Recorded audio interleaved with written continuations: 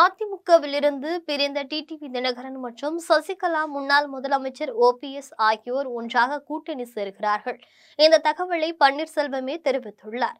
இதுகுறித்து முன்னாள் முதலமைச்சர் ஓ பன்னீர்செல்வம் கூறும்போது, எடப்பாடி பழனிசாமி திகார் ஜெயிலுக்கு செல்லும் நாட்கள் வெகு தூரத்தில் இல்லை என்றும், இது தொடர்பான ஒரு முக்கிய ரகசியம் என்னிடம் இருக்கிறது என்றும், அதனை பொதுவெளியில் நான் சொல்வதற்கு தயார் நிலையில் இருப்பதாக தெரிவித்துள்ளார். என்னை முதலிலும் கடைசியிலும் முதுகில் குத்தியவர் எடப்பாடி பழனிசாமி என்று விமர்சித்துள்ளார்.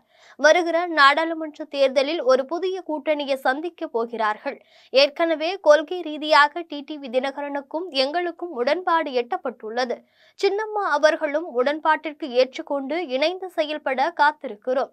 விரைவில் இந்த புதிய கூட்டணி தொடர்பாக கலந்தாலோசித்து முடிவுகள் பொதுமக்களுக்கு எடுத்து சொல்லப்படும் என்று கூறியுள்ளார்.